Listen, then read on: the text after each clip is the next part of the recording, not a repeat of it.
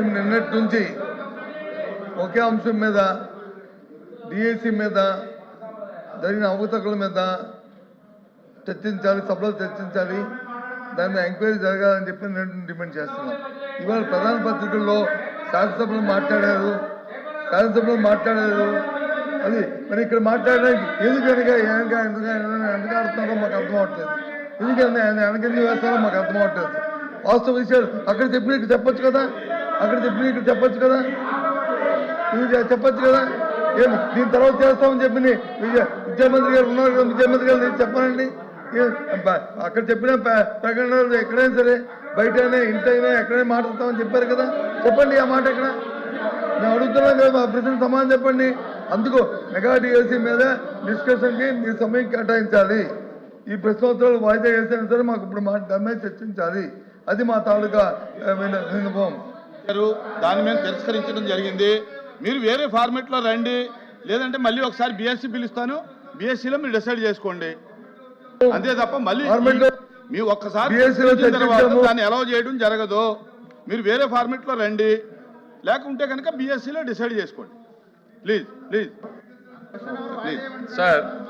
Speaker chairman sir, మీరు అనుమతిస్తే sir. ప్రతిపక్ష నాయకుడు లేస్తే కాస్త గౌరవ సభ్యుల్ని కొంచెం చైర్మన్ గారి మీద పడకండి, కాస్త హుందాగా పక్కకు జరగండి. వారు చాలా స్నేహశీలి, మనందరితో చైర్మన్ గారు బాగుంటారు. అట్లని మనం ఆ చైర్లో కూర్చున్నప్పుడు వారి మీద పడేటువంటి అడ్వాంటేజ్ తీసుకోకూడదు అనేటువంటిది ఇది మన సంస్కృతి, మనం నేర్చుకున్నటువంటి సంస్కృతి. ఇప్పుడు చైర్ని ఏ రకంగా మీరు అవమానిస్తున్నారు పబ్లిక్ గా అనేది అర్థమవుతా ఉంది.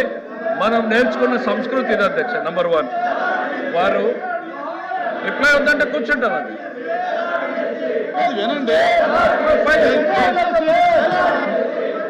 డిఎస్సి మీద చర్చించడానికి అధ్యక్ష వాళ్ళ ఉద్దేశం చాలా స్పష్టంగా అర్థమైంది. మాట్లాడేకేం లేదు, అల్లరి చేసుకుని వెళ్ళిపోవాలని.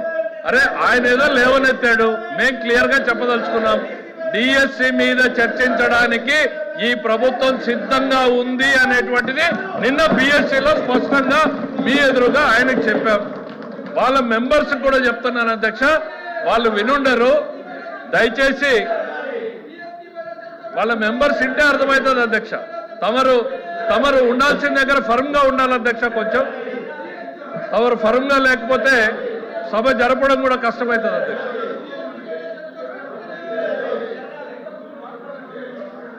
వినండి సార్.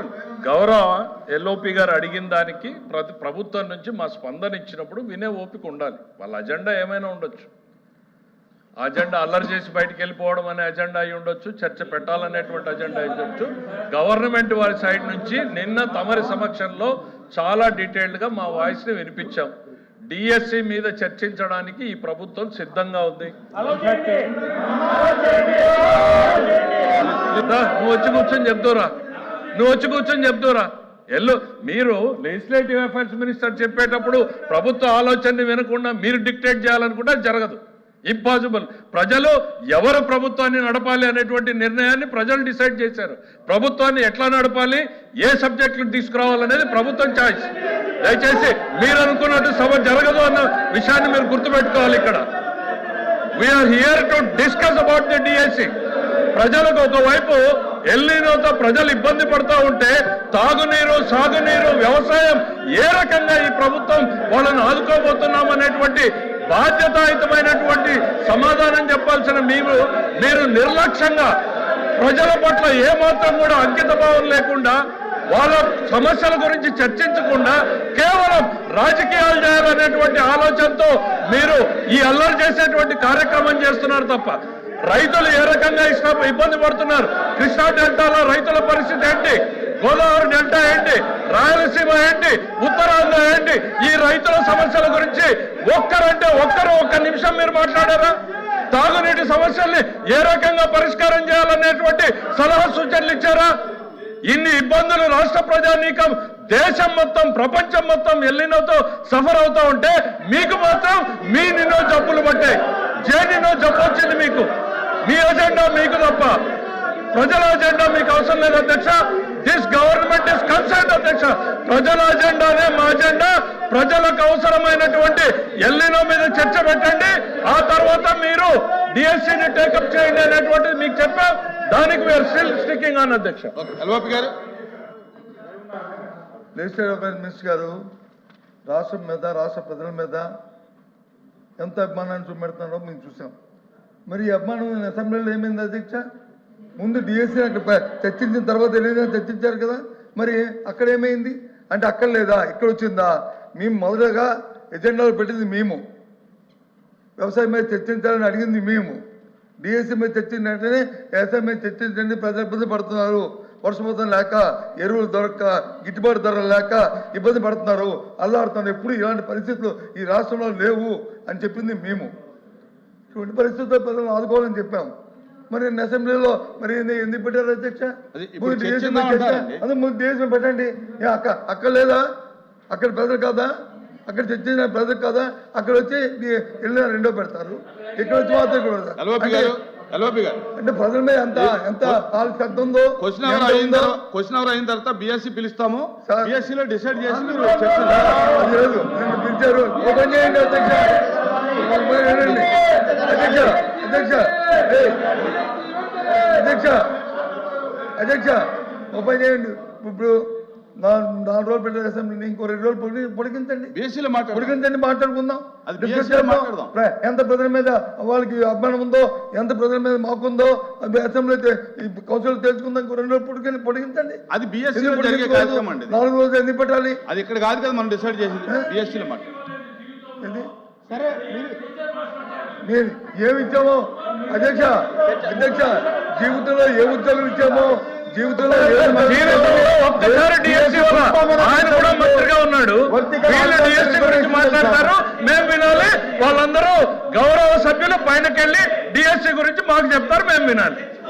అరే తెలుగుదేశం అంటేనే డిఎస్సీ 1 కాదు, 2 కాదు, 3 కాదు, 4 కాదు, 14 సార్లు డిఎస్సీ ఇచ్చింది తెలుగుదేశం పార్టీ. మీరేమిచ్చారు? ఒక్కటి కూడా ఇవ్వలేదు. మనుషులకు కాస్త ఆలోచన ఉండాలి అంతే. అరచుకోండి, అరవండి చాలు. మనం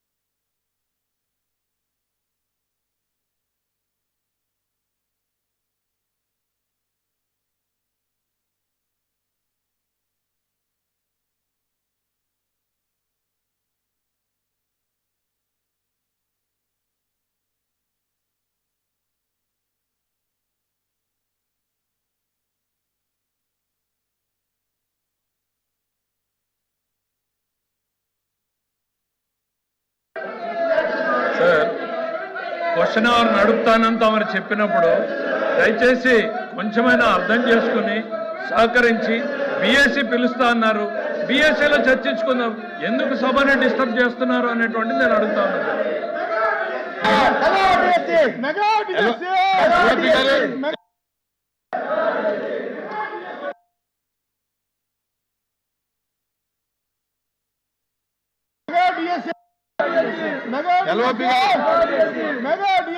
క్వశ్చన్ అవర్ అయిన తర్వాత బిఎస్సీ పిలుస్తాము.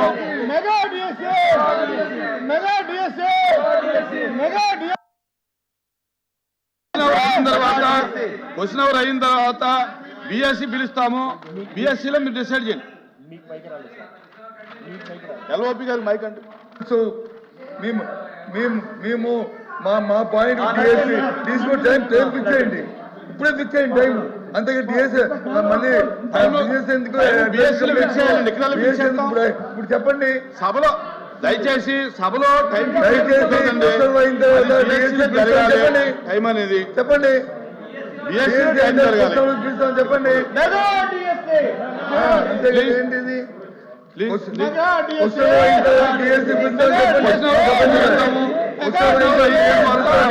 Mega DSA 14471 mega DSA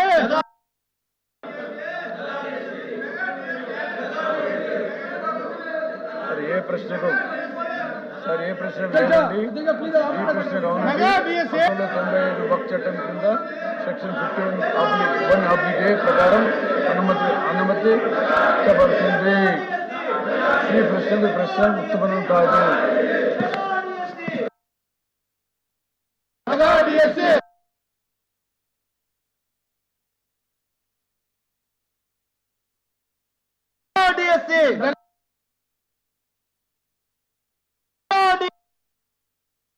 The house is exempt for